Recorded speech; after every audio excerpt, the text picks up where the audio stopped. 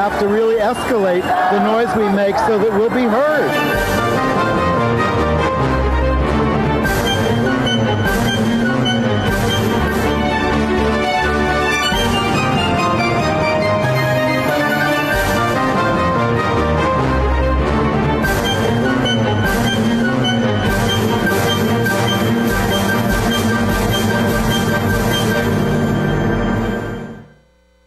Welcome to Gay USA. I'm Andy Hum. And I'm Ann Northrup. Welcome back, Ann.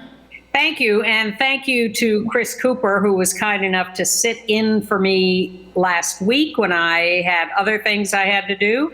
He is always a treat to have on the show. And as last week, we start with some troubling news. The Human Rights Campaign has fired its president, Alfonso David, over his involvement in the Andrew Cuomo scandal. And Joni Madison is the interim president. We will introduce you to her.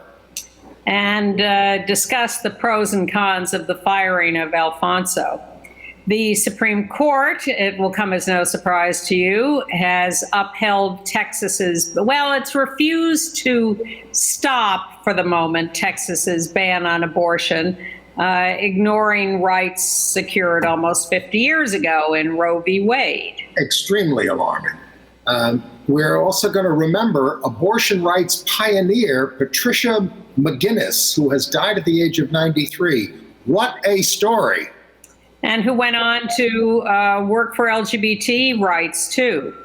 And as the NFL football season opens this weekend, the out gay player Carl Nassib has made the official roster of the Las Vegas Raiders and will be the first out gay player in the NFL.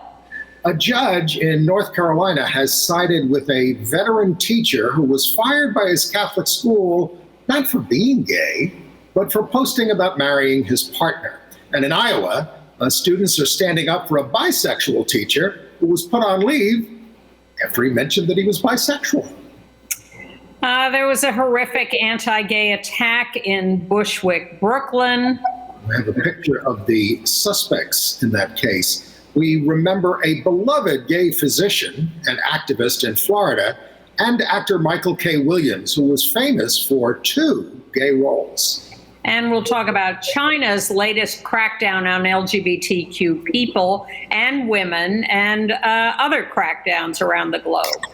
So the Human Rights Campaign, we had told you that Alfonso David, the president, was under investigation by their board for his role in aiding Governor Cuomo, his old boss. He worked for him as chief counsel for 8 years, in the aftermath of accusations of sexual harassment against Cuomo in December. Now, David spoke out saying that they were asking him to go quietly this weekend and wouldn't show him the report, and and he says the report didn't prove that he did anything wrong, and he said he would not go quietly. But then on Monday night, they fired him for cause. The board was unanimous. There were 2 abstentions, but nobody voted for him, saying his conduct did material damage to the Human Rights Campaign and that they've received hundreds of negative communications about David staying in the job. Well, I think it's very complicated. They accuse him of lying about the report. They said they never told him that the report was finished or that it exonerated him. And so basically they're firing him for bringing opprobrium on the organization and for having a conflict of interest in working with the Cuomo people in the midst of this scandal about Cuomo's sexual harassment. Yes, I think what really irked the board was that he did all this stuff with the Cuomo people without telling them, without saying, look, I used to work with Cuomo, they're asking me to do this, I'm going to do this. He didn't talk to their counsel. He didn't even think about how it might implicate the organization. Which is certainly a questionable move. On the other hand, how many times have we gotten calls? Everybody gets calls asking for advice about something and you don't think twice about informing your current employer necessarily. Now, that would be you and me. Yeah. Well, listen, when I worked at Hedrick Martin Institute, I did some, controversial things myself. And, I would tell our boss, look, I'm going to do this. I was never stopped, but they were informed. Well, I did some controversial things while working for Hedrick Martin and didn't inform our boss and got in a lot of trouble, but was saved by the skin of my teeth by the First Amendment and the publicizing. Don't mean me. Nothing wrong with the First Amendment. All I'm saying is that there are, I think, several sides to this story. Alfonso is being accused of collaborating in the attempt to smear one of the Cuomo employees who charged him, Cuomo, with sexual harassment. Alfonso says, no, I wasn't collaborating in that. I was handing over a paper that I was required to hand over. And when they asked me to review a letter about her, I told them what I thought was wrong with it and I wouldn't sign it. They said, well, then you asked other people to sign it, but the letter was never published. It's complicated. And I'm not entirely sure that, we know Alfonso, but not well. He was a guest on the show when he was at Lambda Legal Defense. Sure, that was a long time ago. We don't know the inner workings of the board at all, but it just feels like this has escalated in a way that was unnecessary. And I think HRC is embarrassed by the fact that Alfonso's name has been in the news with this scandal. And I think they got a lot of complaints by donors who were upset about Alfonso and by a lot of run-of-the-mill people who were putting comments on Twitter or Facebook or whatever saying, resign, resign, resign. And I just wonder whether they have jumped the gun on this in firing him. Alfonso tweeted, as a black gay man who has spent his whole life fighting for civil and human rights, they cannot shut me up. Now, we invited you to come on the show, Alfonso, and we did talk. We're not here. And we invited you, but we got no response. So look, Alfonso kept saying he did nothing wrong and that he knew nothing about Cuomo's sexual harassment. If he were here, I would say, well, what did you witness in terms of Andrew Cuomo's bullying behavior, which was constant and relentless? I mean, and the other thing is, as the story developed and this stuff came out, why didn't you speak up earlier and call for Andrew Cuomo's resignation? Well, he did call for his resignation. When the report came out, he said, I was disgusted. He called for his resignation. But a lot of stuff came out before that. And that he could have talked to the people he knew and say, was any of this stuff credible? I mean, there were like 8, 9 women who were making accusations. He didn't come out early and call for Andrew Cuomo's resignation, as many Democratic elected officials did. Well, the speculation is that this will end in a settlement with him that will. He's legally challenging his firing. And the prediction is that legal challenge will end in a settlement between. Not with getting back his job. Now, certainly not. I certainly don't expect him to get back his job.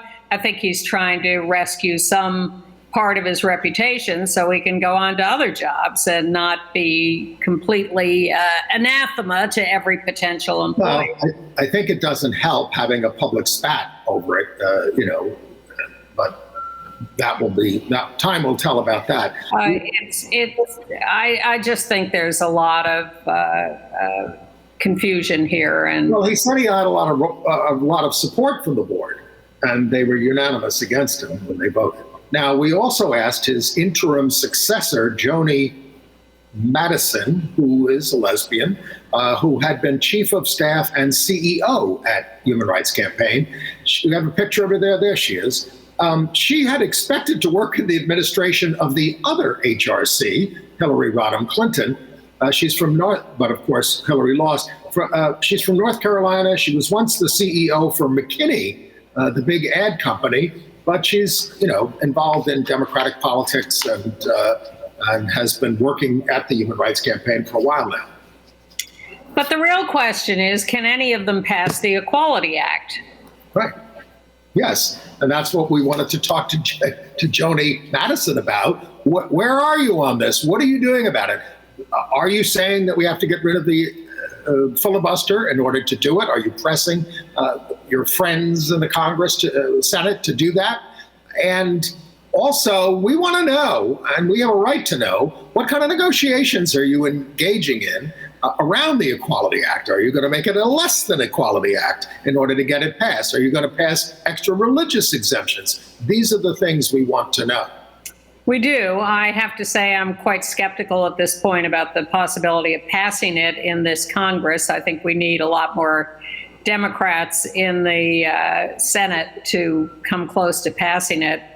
So, well, meanwhile, we're not optimistic at this point. We remind you of the Bostock decision, which does protect people on the basis of sexual orientation and gender identity in most employment.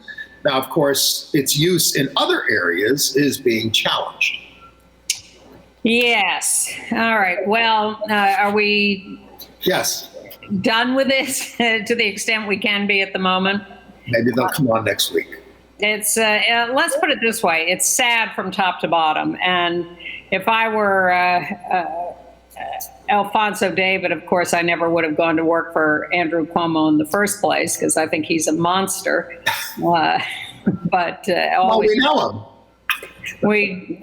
Look, he's just been a complete waste of time for a very long time.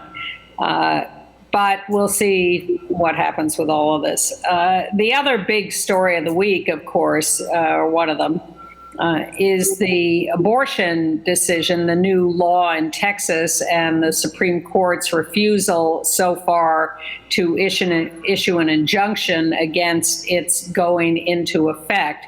And what the law does, as you well know, is say that you cannot have an abortion after more than 6 weeks of pregnancy, and that the state is not going to enforce this. They are going to hand over enforcement to private citizens who are allowed to turn people in who are connected in any way with the provision of an abortion after 6 weeks. It doesn't matter whether you're the driver who takes a woman to a clinic, or the clinic personnel, or the woman herself, or whomever. You get to turn them in and get a bounty of $10,000. It's completely outrageous, and the court should have stepped in based on Roe v. Wade, which guarantees to women a right to abortion up to 24 weeks. Viability, not 6 weeks. I listened to AOC, Alexandria Ocasio-Cortez, talk about this. It is hard to know whether you are pregnant at 6 weeks. You can often miss it, that you are pregnant at 6 weeks. You're talking about some kind of a zygote or something in there. Well, you don't know until you don't really think you even might be pregnant until you miss a period, and you can be pregnant for several weeks by the time you even think that it's a possibility. Women would have to be taking pregnancy tests on a weekly basis, maybe a daily basis, to establish pregnancy at an early enough point to be able to meet that 6 week deadline. But the 5-4 majority, and don't forget, Roberts voted against letting this law go into effect. But you've got the horrible 5 right-wing nuts on the court now. There is no exception for rape or incest in this law. No. Now this was a refusal to enjoin this law. And what they said was that it's actually such a novel approach that they couldn't. I know, you're rolling your eyes, but I'm just quoting them and talking about the situation. Such a novel approach in setting up this bounty system that they were not inclined to make a fast decision. Ridiculous, I know, but that's what they said. Well, They have not precluded overturning this law. They say they need a plaintiff. They need someone who has been identified as a violator of the 6-week limit to be able to consider this. So technically, there is an opening still for them to. In the meantime, women who are trying to exercise their constitutional rights are suffering and being turned away, and the clinics are closing. And I certainly hope that there will be funds to let women travel to other states, which can be very difficult even if you have the funds to take time off and do that. But I hope that there will be a system of that. Now, a judge in Texas for at least 2 weeks said you can't sue Planned Parenthood over this. Corporations are notably silent about this, except for Uber and Lyft, which have said if any of our drivers are sued, we'll pay the costs on that. They're standing up. And of course, some Republicans are kind of alarmed about this because they've always gotten away with passing these draconian laws and having them stopped by the Supreme Court. And Mitch McConnell was backing away for it. Susan Collins, who trusted Gorsuch and Kavanaugh and Barrett to respect Roe v. Wade, says this law is extreme and harmful. Yeah, you think? I mean, she's the one who's extreme and harmful, but they didn't get rid of her in Maine. I think that clinics that provide abortion services in neighboring states are already finding themselves overwhelmed with requests for abortion services by people traveling from Texas. Can the people who transport them there be sued? Well, not if the services are not being performed in Texas, I wouldn't think. You used to be, in Ireland, you used to be able to be convicted of having an abortion if you went overseas to get it. So I don't know.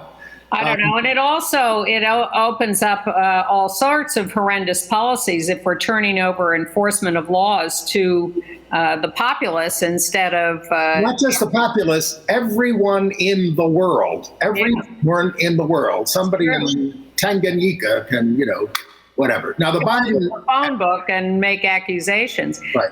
Ironically, of course, in neighboring Mexico, the Supreme Court there has just declared bans on abortion unconstitutional in Mexico. Well, the criminalizing of it, yeah.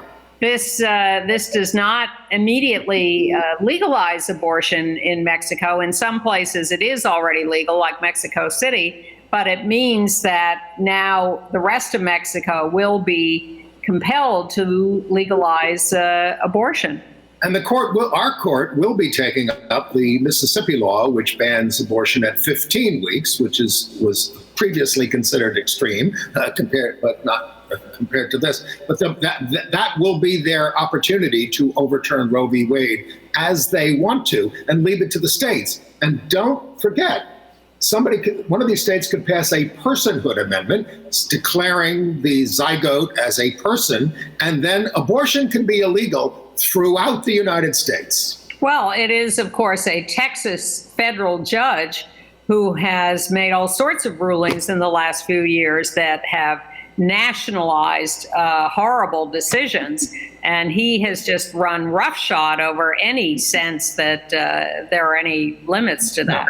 President Biden and the Justice Department are looking at ways to preserve the right to choose in Texas and elsewhere. Lawrence Tribe has been quite outspoken, the legal professor, has lots of suggestions, citing federal laws against depriving people of rights, quote, under the color of law, which is what this bounty system is. And he's citing a statute that was used against the KKK. The kids at TikTok are doing great things, trying to screw up the reporting system. What else? Let's hope that this energizes people to vote next year and get rid of more Republicans. Well, the Biden and Harris ran ads warning about this, and it didn't seem to help them in some of these states. Maybe it did. There will be a women's rights march on October 2nd nationwide. Bette Midler has the Lysistrata suggestion. I suggest that all women refuse to have sex with men until they are guaranteed the right to choose by Congress. And she went on about the cruelty of the Republican Party in this case.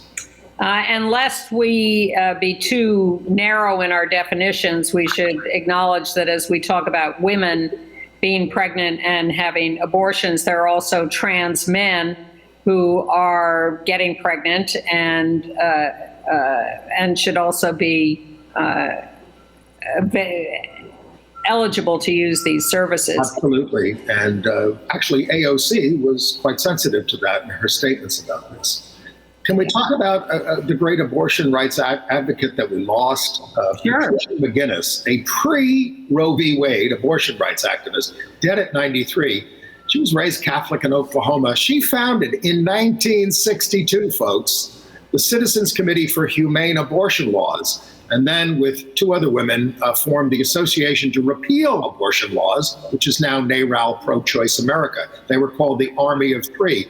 They had to engage in systematic civil disobedience. It was illegal to mail literature, not just about abortion, but about birth control in those days. They led classes on how to conduct do-it-yourself abortions. They referred to legal abortion providers in Mexico, Japan, Sweden.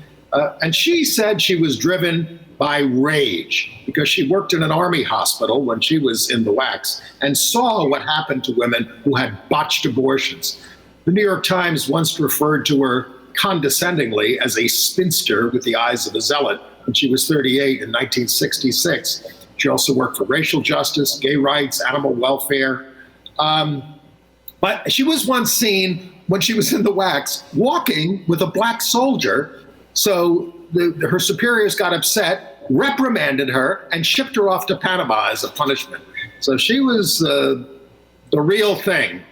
Well, I think, Roe v. Wade, 1973, 48 years ago, most of the U.S. population does not remember the time before Roe v. Wade and does not remember the horror of illegal abortions and do-it-yourself methods and backroom doctors who were not qualified, who were making money by performing these very rogue abortions.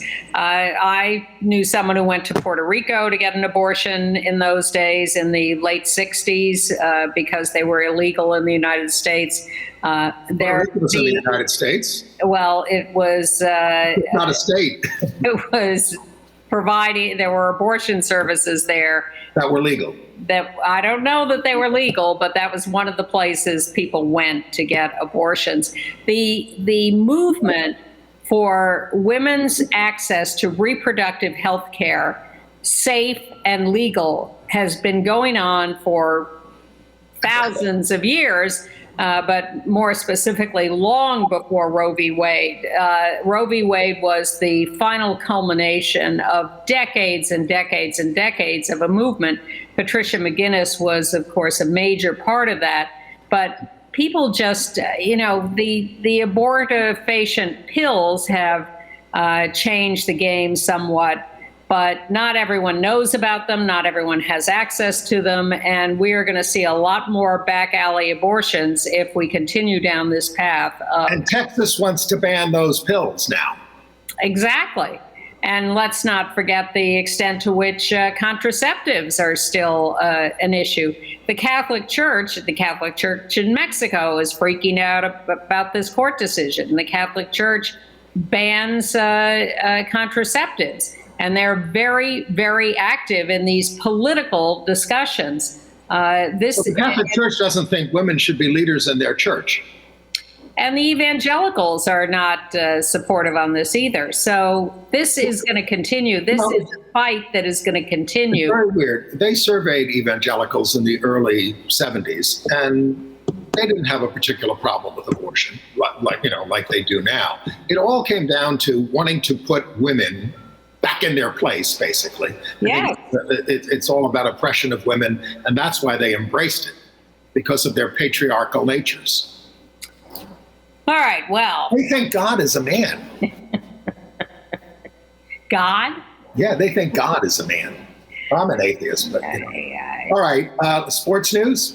Yes, we can get to something a little more uplifting. So Carl Nassib came out a couple of months ago, a pro football player, and everyone was very excited about this, but there was still this little smidgen of a doubt. Would he actually be able to end up playing in the NFL in the regular season games? And the answer now is yes. He has been officially put on the roster of the Las Vegas Raiders, formerly the Oakland Raiders. And the season starts, actually, we're taping on Wednesday. It starts with a Thursday night game this week, and then the weekend. I'm not sure exactly when the Raiders are playing, but Carl Nassib is on the team. And it'll be very interesting to see how he gets referred to in the games. What position does he play? He's a defensive lineman.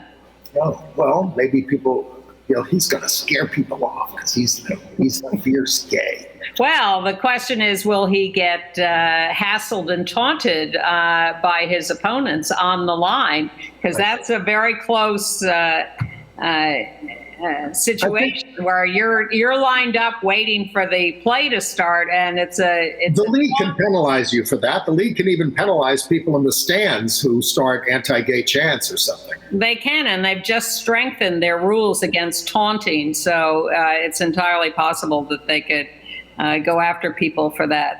Moving on to America. Oh wait, he's playing Monday. The Raiders are playing Monday night in Monday Night Football. So look for Carl Nassib Monday night on the game. In pro baseball, we got the first pro baseball player to come out as an active player, Brian Ruby of the Salem Kaiser, Keizer Volcanoes. He just came out. They're a minor league team in Oregon. But he is the first active pro player at any level to come out. And he's also a country musician and wants to make it easier for future players and country musicians. One of his teammates, Gabriel Cotto, C-O-T-T-O, has two dads and said he's now close friends with Ruby now. They share the experience of being bullied a bit for who they are. Very cute story about the teammate. I like that. Right. And also in Oregon, we should mention that the out bisexual governor, Kate Brown, who's been governor for almost 8 years, is term limited out. And one of the chief candidates for the job to succeed her is the out lesbian House Speaker, Tina Kotek, who is a progressive, but who's made a few compromises because the Republican legislators walk out in Oregon when they don't like what's going on, much as the Democratic legislators in Texas. But there's a lot of churning in Oregon. And much more churning in California. We will remind you again that there is a recall election there for Governor Newsom. If you don't vote no, you're likely to get somebody with 11% of the vote, like Larry Elder, who was a horror show. I see Caitlyn Jenner's down to 1%. September 14th vote, you can vote now. It's so critical. You don't have to like the guy, but you don't want Larry Elder.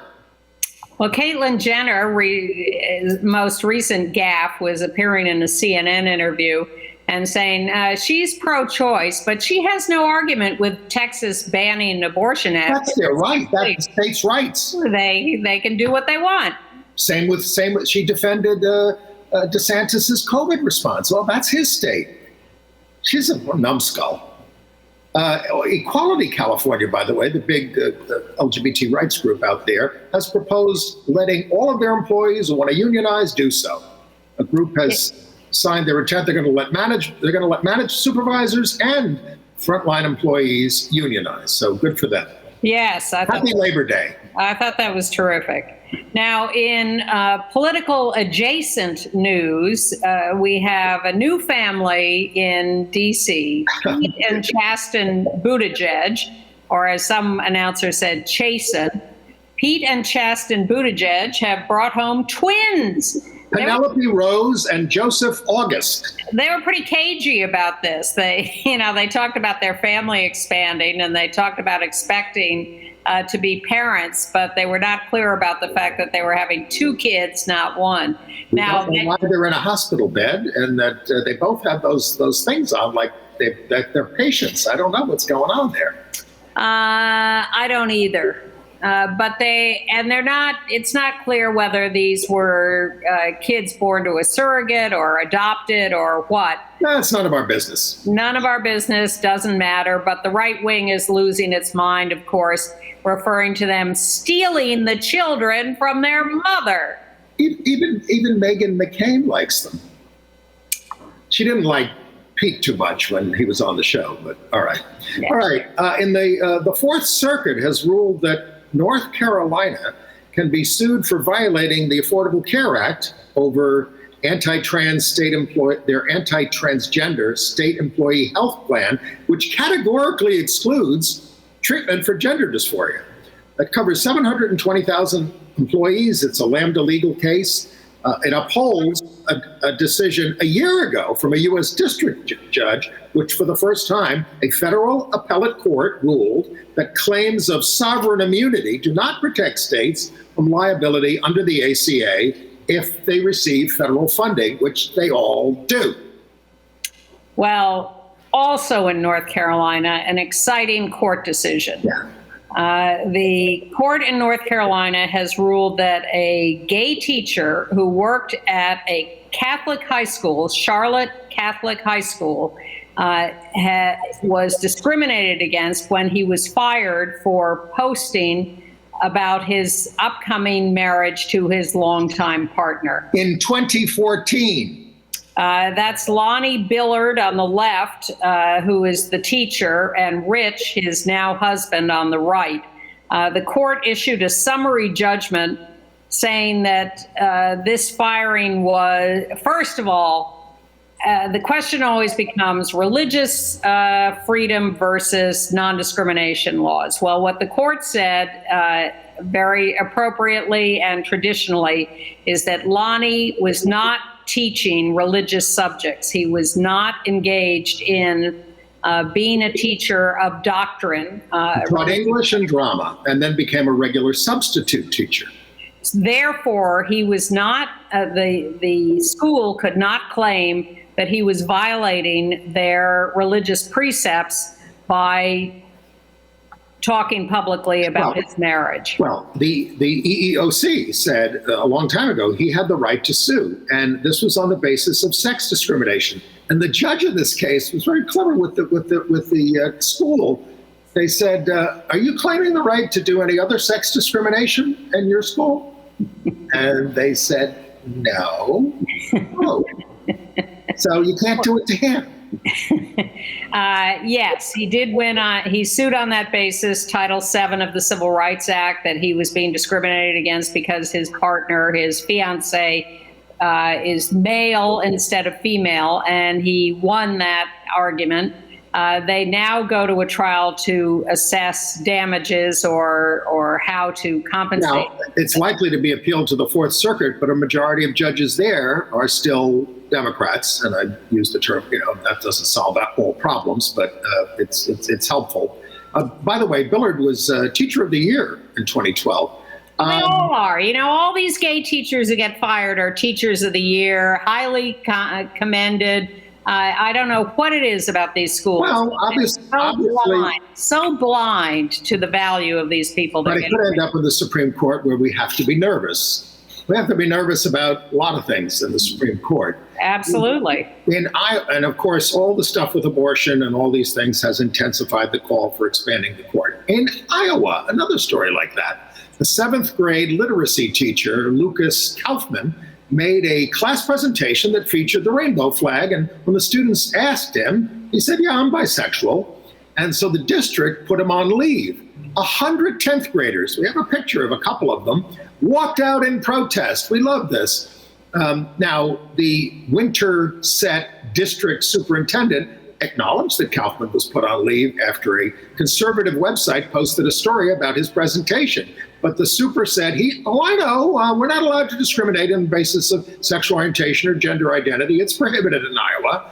But he's not saying why did he do it then? And the Iowa State Education Association, the union, says you have a right not to hide your identity. The student protesters said that having out-of-the-closet teachers helps them navigate their own identities, and they worry that students will be punished for coming out there. 1,500 have signed a petition supporting him. The students are brilliant on this. It's such a pleasure to read these stories, to read the quotes from the students, because they're so far ahead of all the grown-ups on this. This is a public school, but they do it in Catholic schools as well. Yes, everywhere. The students are smarter than the administrators, which is a pleasure, but makes you wonder why the administrators are in charge. A couple of other little things. In Chicago, they've canceled the Pride Parade again. It was postponed from June to October because of COVID. They're canceling it completely this year. And in West Hollywood, the Halloween Carnival has been canceled because of COVID. All right. Now we're coming up on the anniversary of 9/11 shortly. The gay priest, Michael Judge, the fire chaplain who died there as he rushed down there to the wounded towers, he's been called the saint of 9/11, but his Franciscan brothers, he was in the Franciscan order, they wear the brown robes, told Irish Central that they're not part of a movement to have him canonized, but there is a movement. They say it's too soon. Now, of course, John Paul II was made a saint in 5 minutes, and they've yet to take it back now that he's been proven to be complicit in the case of Cardinal Ted McCarrick, who is now under indictment for raping kids. But Michael Judge, we're not ready yet. Well, he was pretty out as a priest long before his death. To a lot of people, not everywhere, but to a lot of people. And he did AIDS ministry as well out of his church, and he was a terrific guy.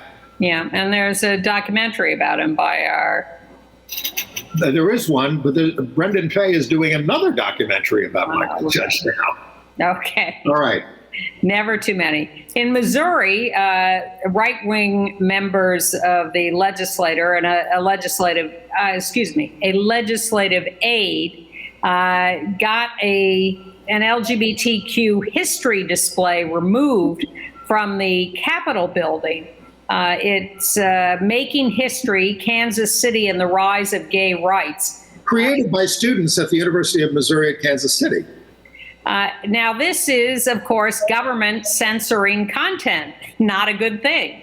But there's been no resolution of this yet. We're hoping for a reinstatement of this display. In Washington, a court has rejected a challenge to a law that bans conversion therapy. The court said this law protects minors who would otherwise be subject to abuse by people trying to convert them from homosexuality or trans status or whatever. So the court has struck down the challenge to the ban on conversion therapy. A couple of crime stories in Atlanta. Outside a black gay pride event at a nightclub, 5 people sustained gunshot wounds 6 o'clock in the morning on Monday at the Marquette Lounge after a fight by concert patrons. The suspect is at large. And in Bushwick, Brooklyn, 2 guys go into a convenience store. Not a joke. Not these two guys. These are guys are the likely perps. The perps took the 2 guys in the convenience store for being gay. Only one of them was, evidently, and attacked them outside the bodega, I think. No help. Nobody helped. And they got gay bashed and attacked and robbed. They got sliced up. They got their lungs punctured. They got their faces slashed. It was a brutal attack. Yeah. One of the survivors of the attack, Adalaja, his name is, he said, if I weren't 220 pounds, 6'2", with military training, I'd be dead. And the thing is, the bodega did not protect them. They begged the bodega owner to protect them. So they're starting a whole campaign out there. A lot of people are. There's a march out there about this, I think today or soon. But, to say, local businesses, please protect people who are giving you their business who are LGBTQ. At least call for help. A tiny ray of sunshine in Texas. The latest special session of the legislature, they're evidently just going to keep meeting sequentially until they pass Governor Greg Abbott's agenda. But the latest session killed 2 anti-trans sports bills. So for the moment, they're off the table. But Governor Abbott is going to call a 3rd special session of the. Well, they have to have a special session around redistricting, and he could throw in the anti-trans bill there. He can. In California, the legislature passed a bill to kickstart a pilot program to better track the gender identity and sexual orientation of victims of fatal violence. And that includes not only murders, but also suicides. And they're going to train people who are medical examiners and coroners to compile the information. Senator Brad Holman in New York is considering a similar bill. Well, we have a couple of deaths to acknowledge. In Naples, Florida, Dr. Clinton Potter, 61 years old, died of COVID. The first out gay doctor in Naples, Florida. He co-founded Naples Pride and a lot of other local LGBT organizations. He was in San Francisco before Naples and helped HIV positive people there get care. And his mantra was, be kind for no good reason. Right. He survived throat cancer, but COVID took him despite being fully vaccinated, likely due to the immunosuppressive cancer treatments. These are the people we're seeing who are vaccinated who still can get sick. Back in California, he was medical director of something called Camp Hakuna Matata, a summer camp for children and their families affected by HIV/AIDS. He just had a life of service, 61 years old. Much too young. And now we talk about actor Michael K. Williams, who has died at the age of 54. You've all heard that. Not gay himself, but best known as Omar Little in HBO's The Wire, an infamous stick-up artist who robbed drug dealers, who was gay. And by the way, they only hinted at it at the beginning, and he kind of moved the gayness of the character along himself. He just once grabbed the guy he was with and kissed him. It wasn't even in the script. Congressman Jamal Bowman said Omar might be the best character of all time. President Obama said this was his favorite character also. He also played the San Francisco gay activist Ken Jones in the ABC miniseries When We Rise, which was based on Cleve Jones' memoir of the gay movement there. He started his career as a backup dancer for Madonna and George Michael. And I want to know, are you sure he wasn't gay? He wasn't. Well, he told The Guardian once, in the hood, especially among the black community, homosexuality is taboo. But I get real gangsters coming up and saying, Omar's my man, I love Omar. I think it might have made some people think differently about things. Well, that's not a statement about his personal sexual. No, I know, I don't, because I don't know, Anne. I don't know. Well, you declared him not gay, and I'm simply saying we don't know. Okay. I thought, maybe I didn't read it up. Yeah, he did have 4 Emmy nominations, including for Lovecraft County this year.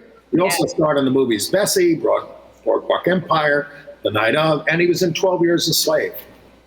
Yes. All right. International news? Switzerland. Tens of thousands. They're going to vote on September 26th to affirm same-sex marriage, and it's certainly headed that way. Tens of thousands marched for marriage equality in Zurich. That was nice to see. 70 groups participated.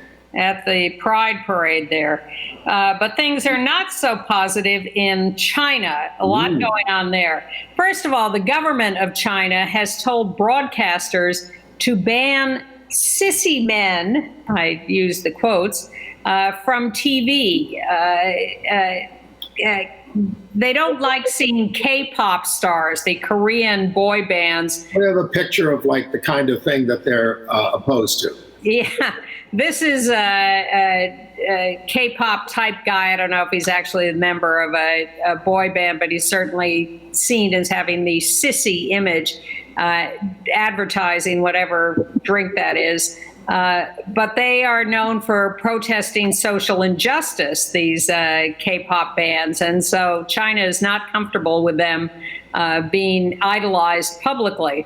But they're also going after women who have abnormal aesthetics, and they're persecuting them over this. They say TV should promote traditional, revolutionary, and advanced socialist Chinese culture. And also, at Shanghai University, they have asked its colleges to make lists of their LGBTQ students and report on their, quote, state of mind.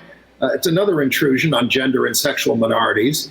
Shanghai Pride had to shut down last year after a 12-year run. That was the country's sole annual LGBTQ Pride celebration. It makes one nervous about the gay games in Hong Kong next year. I wouldn't. I have friends that were going, but I wouldn't go. Well, on the one hand, you'd hope that it would be a way of breaking through this, but on the other hand, knowing the relentless crackdowns of the Chinese government, it's hard to imagine they're going to get away with it or have any real effect. Meanwhile, in Pakistan, the Muslim authorities there have ordered the taking down of a billboard wishing happy birthday to a member of the K-pop group BTS, band member Jungkook. They say that this billboard promotes homosexuality. I hope so. Well, I can't disagree with that, but it's a pretty subtle and sophisticated understanding on their part. How did Liberace get away with it in the 50s? He didn't. Well, yes, he was accused of, he was called homosexual and he sued and he won in Britain. Anyway, in Spain, a horrible thing. 2 months after that horrific anti-gay killing of Samuel Luis, 24, in Coruña, that repulsed the nation. A 20-year-old gay man was assaulted in Madrid in broad daylight on Sunday. His attackers sliced him with a knife while hurling anti-gay slurs, carved the word maricón into his buttocks, sliced his lip. There have been 103 homophobic attacks in Madrid alone this year. That we know of. Yes. Afghanistan assaults continue on gay Afghans by the Taliban. They're luring gay men using dating devices and then, lots of reports of gay men hiding out all over Afghanistan, literally hiding in closets. The Canadian group Rainbow Railroad has been in contact with more than 200 LGBTQ Afghans trying to escape. I'm sure there are many more. They've received one report of a killing of a gay man, and there are other reports of gay men being beaten and raped by the Taliban. It's really ugly. Better news from Poland, where the chief rabbi made a statement condemning anti-LGBTQ laws in Poland as Poland slips more rightward. And we've told you about the progress that's been made in India getting rid of anti-gay laws. And one of the key people in that who just died was Salim Kidwai, Kidwai, an Indian scholar who unearthed long-buried literature on gay love in India. He's died at the age of 70 of cardiac arrest. He was an independent scholar and co-editor of a transformative anthology on same-sex love in literature, from ancient Sanskrit to the Mughal-era poetry to modern short stories. He was the scion of a prominent Muslim family and an eminence in Delhi's LGBT community when he published Same-Sex Love in India, which contributed mightily to the repeal of the anti-sodomy law there, according to the lawyer who led the case. He really taught the population of India that homophobia was not a part of traditional Indian culture, but was in fact a product of the British culture brought by the colonial government. As a young man, he studied in Canada, and in Montreal, he was one of 150 people arrested by police in a raid on 2 gay bars when he was studying at McGill, a raid that provoked massive street protests and led Quebec to ban discrimination on the sexual orientation within months because they were so appalled by this. He was asked late in life if he had any regrets, and he said, "If I was to believe in rebirth, I would want to be born gay, believe it or not. I'm not a masochist, but I've had a lot of fun." Well, he was a complete hero and a fundamentally important person to the liberation of LGBTQ people in India. In Australia, the conservative government there has rejected a proposal to protect gender identity and intersex people in employment. Step backwards in Australia. All right, AIDS news. Yes, go ahead. DaBaby, the performer who has become notorious in the last couple of weeks for his homophobic and AIDS-phobic remarks at a concert and then defending himself, was finally convinced to sit down with some Black out HIV-positive people and AIDS organizations for a good long talk. And he was taught about the real information about HIV and about stigma. He's reported to have listened respectfully and to have engaged with people. So fingers crossed that there is progress for DaBaby. And we will have another update next week. Yeah, we'll see if he becomes adult. He needs to get together with Lil Nas X. Yeah, well, Lil Nas X is having the most fun time of anyone in life. And he has a new album coming out on the 17th. And he's performing at the MTV Video Music Awards this weekend. This is the cover of his new album, Montero. It's quite revealing, but he's not letting it all hang out. Well, he did a lot of publicity shots with himself as pregnant, to say he was pregnant with the new album. This image is taken from another historic image, painting that he has borrowed for this. I think it's gorgeous. He is really just so creative and so fun, and good for him. Tell us about My Name is Pauli Murray, Anne. Well, this is a new documentary that's on Amazon. My Name is Pauli Murray is the name of the documentary. She was amazing.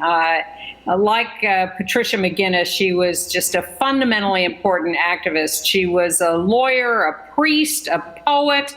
Non-binary. She was, eventually she described herself that way.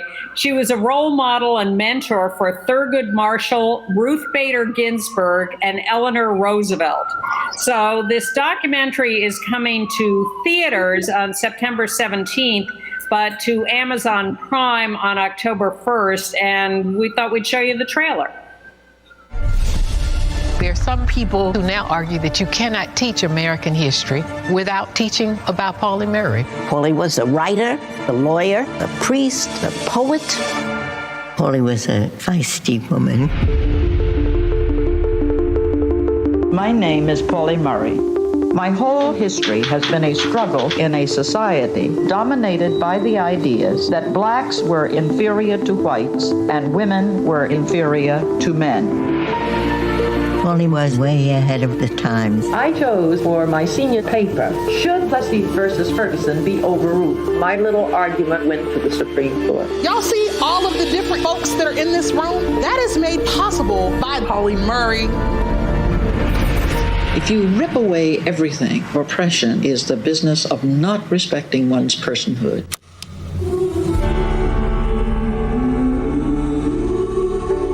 For my first 2 years, I was the only woman in the law school. They didn't even let me talk. Thurgood Marshall is talking about Jim Crow, and she says, what I'm experiencing is Jane Crow.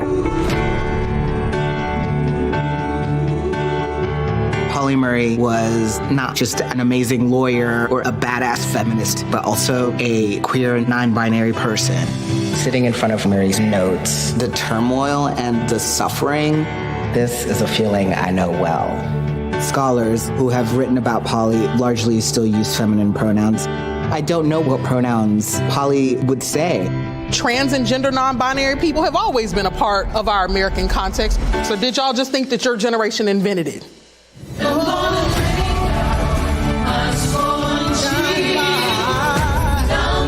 If this country is to survive, we must live together in harmony.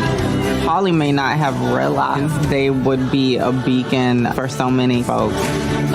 Polly's time had not come. We have to work for a world in which it does come. You say I can't, I'll show you I can, even if I die trying.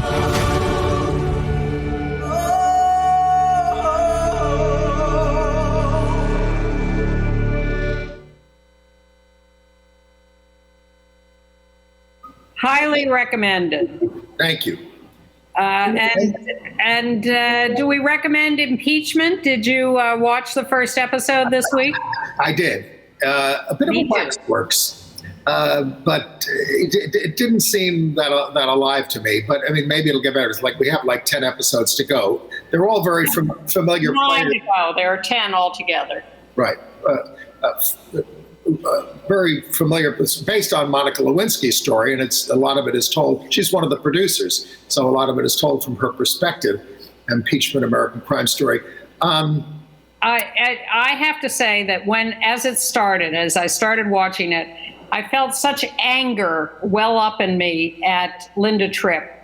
And it only increased as the show went on, because as Sarah Paulson plays her, she is even worse than I remembered. Sarah Paulson's doing a great job behind the makeup. It's terrific, and Beanie Feldstein is Monica Lewinsky. I'm certainly going to give the series a chance. Monica Lewinsky gave an interview in the Times, and I was struck by the fact that, of course, she went through all this, horrible experience and shame and all this kind of stuff.